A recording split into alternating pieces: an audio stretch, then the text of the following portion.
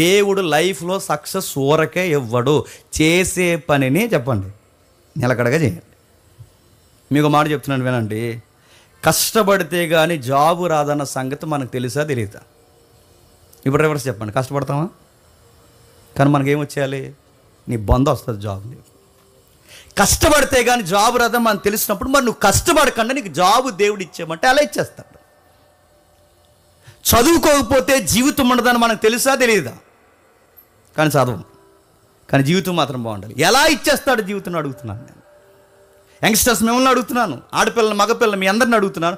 కష్టపడకుండా దేవుడు ఎలా ఇస్తాడు? ముందు నువ్వు కష్టపడు, నువ్వు కాళ్ళు గదుపు, నువ్వు చేతులు గడుపు, నువ్వు వల్లంచు, ముందు నువ్వు ఏదో ఒకటి చేయి.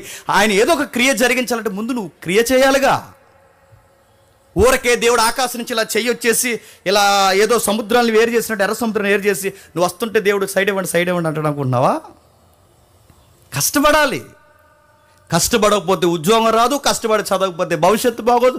కష్టపడకపోతే దేవుడు కూడా నిన్ను దీవించి ఏమీ ఎరగదీయడు. నువ్వు కష్టపడాలి. రూతమ్మ నిలకడగుండి కష్టపడుతుంది. ఎంత నిలకడగుందంటే ఆమె చేసే పనిని ఫోకస్ని ఎక్కడికి మార్చదట. ఆ పెద్ద ఆయన ఉన్నాడు, బోయాజ్ గారు. అమ్మా, నీ గురించి నేను మంచి సాక్షి విన్నాను. నువ్వు వెనకాల పొలంలో ఈ పరగలన్నీ ఏరుకుంటున్నావు. నీ గురించి నేను విన్న తర్వాత నాకు అర్థమైంది. నువ్వేం చేస్తావంటే నువ్వు పరిగెరుకోవడమే కాదు, నిన్ను ఒక సలహా అడుగుతున్నాను, నీకు పని అప్పగిస్తున్నాను. నువ్వేం చేస్తావంటే ఒక పక్క పరగేరుకో, మరో పక్క ఈ పని ఎలా చేస్తున్నారో కూడా నువ్వు చూడండి. ఇప్పుడు 2 పనులు నిలకడగా చేస్తుందంటే అది కదా అమ్మాయి అంటే. ఆ పని చేస్తుంది చెప్పండి, ఈ పని చేస్తుంది. మనం ఈ పని చేస్తే ఆ పని గాలిగిపోద్ది, ఆ పని చేస్తే ఈ పని గాలిగిపోద్ది. అందుకే మధ్యలో డ్రైనేజీలోకి పోతారు. మళ్ళీ చెప్తున్నా, 2 చేయాలి. అమ్మాయి ఎంత బ్యాలెన్స్గా మెయింటైన్ చేస్తుంది చూడండి. తన టైం టేబుల్ని ఎంత చక్కగా మెయింటైన్ చేస్తుందో చూడండి. అన్నీ కరెక్ట్గా జరిగిస్తుంది, కష్టపడుతుంది, పని చేస్తుంది, తన యజమాని చెప్పిన మాటలు కూడా గౌరవిస్తుంది, నిలకడగా పనిచేస్తుంది. సాయంత్రానికి 13 కేజీలు గోధుమలు ఏరేసిందంట. రోజుకు 13 కేజీలు ఏరితే నెలంతా ఏరితే ఎంత సంపాదిస్తుంది చెప్పండి? సెటిల్ అయిపోతుంది నెలలో. మళ్ళీ చెప్తున్నాను, రోజుకు 13 కేజీలు ఏరితే నెలంతా ఏరితే మళ్ళీ చెప్తున్నాను, వాళ్ళకి మళ్ళీ సీజన్ అయ్యే వరకు ఇంకొకరి దగ్గరికి వెళ్ళి అడుక్కునే పరిస్థితి ఉందా? అది కష్టపడితే అలా కష్టపడాలి. గుర్తుపెట్టుకోండి. డబ్బు సంపాదించాలనుకుంటున్నారు, మళ్ళీ చెప్తున్నాను, నేను డబ్బుల కోసం సలహా ఇవ్వట్లేదు, కానీ డబ్బు సంపాదించాలనుకుంటున్నారా?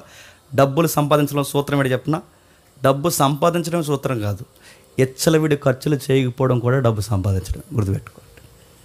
దాన్ని సేవ్ చేయండి. రూపాయి దాయండి, రూపాయలు పసిగట్టండి, దాన్ని జాగ్రత్తగా అబ్జర్వ్ చేయండి. అరే, డబ్బులు ఎలా సంపాదించడం కసి సాధించి దాన్ని దాయ్, సేవ్ చేయి. దేవుడు ఎలా అన్నాడు? యథార్థముగా కష్టపడిన వాడు రెక్కల కష్టాన్ని చెప్పండి ఆశీర్వదిస్తాను అన్నాడు. మనం ఏం కష్టపడము, రూపాయి దాయం, ఏ సేవింగ్స్ ఉండవు. నాకు లక్షలు నెలకు వచ్చేయాలంటే ఎలా వచ్చేస్తే?